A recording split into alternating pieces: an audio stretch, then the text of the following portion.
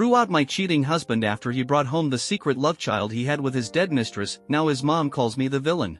So, I'm 27 years old, and I've been married to my husband Kyle, also 27, for almost 2 years now. We first met around the time we were graduating college at a frat party, of all places. We weren't in the same department, though I had seen him around campus before. Still, we never really talked back then. That night, both of our friend groups dragged us out because it was one of the last big parties before the semester ended. Neither of us was having a good time. We're both on the introverted side, and parties just aren't our scene, especially when folks start getting hammered and throwing up everywhere. I remember telling my friends over and over that I wanted to leave, but they were still having fun and didn't want to go yet. When they saw Kyle heading out early too, they asked him to walk with me since he was leaving anyway. That's how we ended up walking back to campus together, just the two of us. We started chatting along the way, and surprisingly, it felt easy. Comfortable. By the time we got back, we'd hit it off enough to exchange numbers. We started texting soon after, and once graduation was behind us, we officially began dating. We were together for almost 4 years before he finally proposed, and not too long after that, we got married. Like any couple, we've had our share of ups and downs, but honestly, most of it was small stuff, nothing major, no dramatic fights. And through all those years, I never once thought Kyle was cheating. The idea didn't even cross my mind. He never acted suspicious or distant. I believed with all my heart that he loved me, and he's always said he still does. But clearly, something was off. Because if he truly loved me the way he said he did, then he wouldn't have done what he did. About 3 weeks ago, Kyle came home carrying a little girl. I'd seen her maybe once or twice before, but I recognized her right away. She was the daughter of one of his old friends. He didn't say a single word when he walked through the door after work, just came in holding her like it was the most normal thing in the world. I had to ask what was going on. He didn't answer immediately. First, he sat the girl down on the couch, handed her his phone, and put something on for her to watch. Then he asked me to follow him into the bedroom. Something about the way he was acting really unsettled me. I had this gut feeling like my whole body knew something was wrong before my brain could catch up. Once we were behind closed doors, he told me to sit down, said he needed to talk. He started by telling me how much he loved me, more than anything in the world, and that what he was about to say might make me question everything, but that I had to remember we were meant to be together. In that moment, I just knew. I didn't need to hear him say it. I knew that little girl was his. Still, I let him speak, hoping, maybe foolishly, that there was some kind of innocent explanation. But the more he talked, the more that hope disappeared. He said it all started the week before our wedding. That's when the reality of marriage hit him hard. He told me he got cold feet like a lot of guys do, and the night before the wedding, he was actually planning to run away. One of his friends stopped him just in time. Her name was Nikki, she passed away not long ago. She caught him trying to sneak out to his car, duffel bag packed and ready to disappear. Nikki had been outside in the parking lot, smoking and talking on the phone, because apparently that was the only spot she could get a signal. That's how she caught him before he left. She figured out right away what he was trying to do. She talked him down, told him everything would be okay. She even got into the car with him to calm him down, but instead of helping, things took a turn, and they ended up making out right there. Kyle and Nikki went way back, they'd known each other since high school. I'd always had this nagging feeling that Nikki had a thing for him, but she was never anything but nice to me, so I never brought it up. There was no solid reason to make it a big deal. Still, deep down, I suspected that if I hadn't been in the picture, she probably would have made a move. He told me that he ended up spending that whole night with her. They had sex, right before our wedding day. He said he wasn't thinking clearly, that he was nervous and she just happened to be there. And once it was over, he realized he'd made a huge mistake. He apologized to her and left around 4 a.m. to get back to his room, making sure no one saw him come or go. He figured if no one found out, it would just go away. Nikki agreed. They both decided to pretend it never happened. She knew he loved me, and he was determined to marry me. I wish I could say that was the end of it. But a few weeks later, Nikki reached out again with news that changed everything. She was pregnant. They hadn't planned for that. It caught them both completely off guard. But Nikki made her choice. She decided to keep the baby, and she told Kyle he could either be part of the child's life or walk away. Kyle chose to step up and co-parent. He didn't give up his parental rights, and from that point on, he was involved. He went with her to most of her doctor appointments, and he was there with her the day she gave birth. All the while, I had no idea. It wasn't hard for him to lie. He'd just tell me he had a work trip or something, and I believed him. I even knew Nikki was pregnant and had congratulated her, thinking nothing of it. On our first wedding anniversary, we threw a little party, and she was actually there. But what I didn't realize at that party was that the baby Nikki brought along was actually my husband's child. The story she told everyone was that she got pregnant after hooking up with some guy she met on a dating app. According to her, the guy bailed when he found out she was expecting and wanted nothing to do with the pregnancy. So, she said she was raising the baby on her own as a single mom. It was a pretty believable story, plenty of people go through that, so no one really questioned it. And her daughter had pretty generic features, nothing that stood out, so I never connected the dots or thought she looked anything like Kyle. Even after we got married, Kyle and Nikki stayed in touch. She'd been to our home several times, and I never noticed anything strange or inappropriate in the way they interacted with each other. They made it easy to believe there was nothing going on. Nikki rarely ever brought her daughter with her when she visited, and the few times I saw the child were only in pictures. That's why I didn't recognize her when Kyle showed up with her that day. He caught me completely off guard. Kyle told me he had been helping out financially and visiting whenever he could because he wanted to be there for his daughter. He swore up and down that there had never been anything romantic between him and Nikki except that one night. He said they weren't anything before that, and they never were again after. He insisted that he stayed in contact only because of their shared custody agreement. He was paying child support and genuinely wanted to be a part of his daughter's life. Walking away from her just wasn't an option for him. Then he dropped the bombshell: Nikki had died a month ago. A drunk truck driver hit her car and killed her in a terrible accident. Since then, their daughter had been staying with Nikki's parents. But now Kyle felt like it was time to come clean with me. He wanted to tell the truth, bring his daughter into our home, and raise her together. He asked me to accept both of them so we could be a family. After everything he had just told me, I couldn't even begin to process what was coming next. I was already in shock. But the second he said he wanted me to raise this child as my own, I completely lost it. I snapped. I started screaming, hysterical, telling him there was absolutely no way I was going to raise the daughter he had with another woman. Especially not after he admitted to cheating on me the night before our wedding. That kind of betrayal? That's something I just couldn't move past. I told him straight up that asking me to take on that role, to act like it was nothing, proved just how entitled and completely out of touch he was. He didn't understand how deep this cut me. I had a full-on breakdown. I remember shouting, swearing, throwing whatever I could get my hands on. I was shaking with rage and heartbreak. And what did he do during all of this? He just stood there, trying to say things like, "We can work through this," or "You don't mean that, you're just upset." Like that would fix anything. He tried to justify it, saying, "She's part Nikki, yes, but she's also part me. I know in time, you'll love her too." I told him that I didn't blame the little girl, none of this was her fault. But he, on the other hand, should have known better. He cheated. He lied. He betrayed me. And I couldn't keep living with a man like that. I made it clear he had to pack up his things and leave. I wasn't going to let him stay here. And I told him to take his daughter with him, too. I said it bluntly, there was no version of the future where I was going to welcome them into my life and pretend everything was okay. What was done was done. He couldn't take it back. But I didn't have to stick around and play house after what he did. He tried to guilt-trip me, saying that I made vows to stand by him through the good and the bad. But I reminded him that those vows became meaningless the moment he broke them when he slept with someone else the night before making those same promises to me. I married a man I thought I could trust. I didn't agree to raise the child he secretly had with someone else. He kept trying to reason with me, but I told him my decision was final. And frankly, he had no real say in the matter. The house we lived in was a wedding gift from my dad, and the deed was in my name. I had every legal and moral right to kick him out. After plenty of arguing and back and forth, he finally gave in and started packing. I had made myself crystal clear I didn't want him here, and I didn't want his daughter here either. He was devastated, sure. I could see that. He thought I'd show more compassion, that I'd be understanding somehow. But honestly, I didn't care anymore. He had been lying to me for 2 whole years.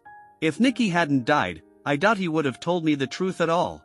I'd have just gone on with my life, never knowing my husband had a child or that he had cheated right before our wedding. And to be honest, I still don't even know if he was telling the whole truth. Maybe it wasn't just a one-time mistake. Maybe it was a full-on affair. But now, I'll never know. Nikki's gone, and she took the rest of the story with her. No one else knew about what happened that night, so there's no one left to fill in the blanks. A lot of things still don't add up. But I'm not chasing answers anymore. I've removed myself from the story entirely. When he finally left, he said I was being cold-hearted for turning them both out. And yeah, maybe that did sting a little, because the little girl didn't deserve this. She had no clue what was going on. She was just a kid, innocent in all of this. I felt guilty, but not enough to change my mind. Kyle isn't broke, he has options. I knew he'd either go stay with his parents or check into a hotel, and either way, his daughter would be safe. I didn't abandon her. I just refused to let her be part of my life. And I don't think there's anything cruel about that. Right before Kyle left, I told him that maybe, just maybe, this whole mess would teach him something about being honest. I said that if he ever ended up getting married again, at least now he'd know not to start off with a lie that big. Then I walked to the front door, opened it, and slammed it shut in his face while he stood out there waiting for his cab. Once I was sure he was gone, I finally let myself break down. I sat there alone in our home, and I just cried hard. I don't even know how long I sobbed, but it felt like hours. Everything hit me all at once, and it was like my whole world had been flipped upside down. After I managed to pull myself together a little, I called my parents and told them everything, every last detail. They were amazing about it. They immediately offered to come stay with me or have me come stay with them, just so I wouldn't be alone while going through this. I ended up having them move in with me for the time being, and they've been staying here for the last few days. It's been almost 2 weeks now, and I still haven't officially filed for divorce. I keep putting it off, mostly because I don't feel strong enough yet. I know I need to, but I just haven't gotten there emotionally. Meanwhile, Kyle hasn't stopped trying to win me back. He's been texting me nearly every day, apologies, long messages, the works. He keeps insisting that I shouldn't throw away our marriage over what he calls a minor hiccup. And every time I read those words, I get angrier. A minor hiccup? Seriously? As far as I'm concerned, he lied to me for 2 solid years. That's not some petty argument or a misunderstanding. That's a huge, life-altering betrayal. It tore apart the very foundation our marriage was built on. And yet, he's out here trying to convince me it's no big deal, just so I don't leave him. I get it, he's scared. But minimizing what he did only makes things worse. What makes it even harder is that his parents have now jumped into the mix, and somehow, they've decided I'm the villain in all of this.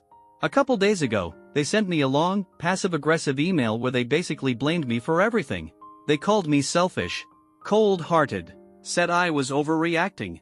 And because Nikki is no longer alive, they told me I had no reason to be upset anymore, as if her death magically erased the betrayal. They actually said that since Nikki was gone, I should now feel even more obligated to step up and raise her daughter as part of our family. That it would be the right thing to do. The whole message was just one big guilt trip. They painted me as the heartless one for not accepting Kyle and his daughter, and they seemed genuinely shocked that I wouldn't just roll over and pretend like none of this ever happened. I honestly don't know how I'm the one being painted as the bad guy here. For years, I've done everything I could to be a good wife. I've supported Kyle, stood by him, and worked hard to build a future together. But what he did, sleeping with a woman who later visited our home, who sat across from me and made small talk like everything was fine, was something I will never be able to forgive. The disrespect? It runs so deep it makes my skin crawl. Kyle truly expected me to smile, open my arms, and become a mother to the child he had with another woman, someone who had been under my roof, someone I'd welcomed in, completely unaware of what had happened between them. I feel sorry for the little girl, I really do. But I can't just bury my pride and pretend like none of it matters. That email from his parents only made things worse. It forced me to sit with everything and question whether I was being too harsh. But in the end, I know I'm not. The part that gets me is they claimed that if they could accept their granddaughter, then I should be able to as well. But it's not the same thing. They weren't cheated on. They didn't get lied to for years. So I really don't understand what they expect me to do. Right now, all I'm trying to do is keep my conscience clear. I haven't even talked to most of my friends about what's happened, at least not yet. So I guess what I really want to know is, was I wrong for kicking my husband out after he showed up with his secret daughter only because the woman he had an affair with passed away? Update 1. I just want to thank everyone for the overwhelming support. Honestly, your messages have helped me stay strong, and so have my parents. After I told them the full story, including the affair and the child, they stood firmly by my side. They agreed that kicking Kyle out was the right thing to do and that he needed a reality check. My dad was especially upset. He never really liked Kyle to begin with, said he always seemed a bit too flaky. And now I can see what he meant. Kyle's bounced between careers for years, never really sticking with anything long enough to make something of it. He has money, sure, but no real accomplishments. I used to defend him when my dad brought it up, saying he just hadn't found his passion yet.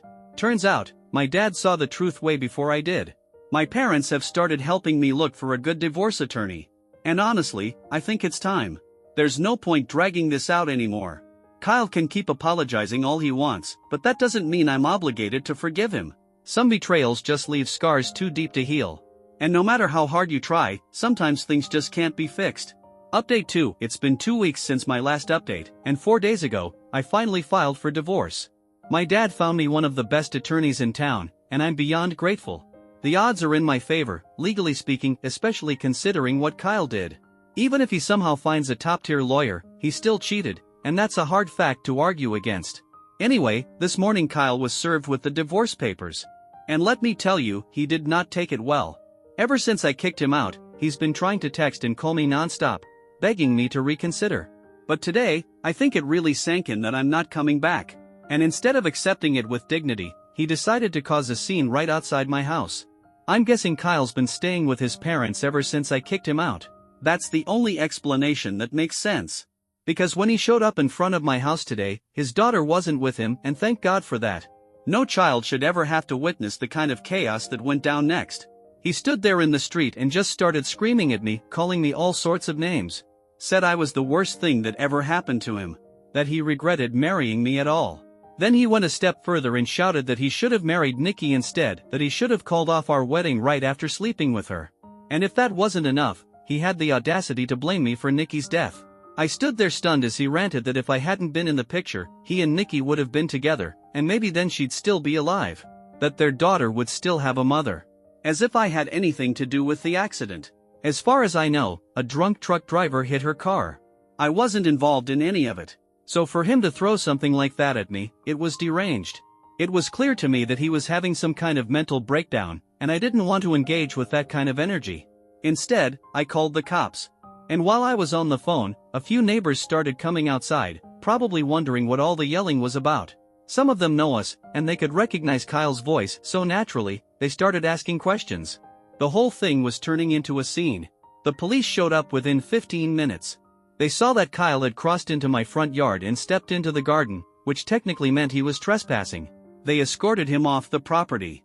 I could have pressed charges, and I could have had him arrested, but I chose not to. I didn't want to escalate things any more than they already were.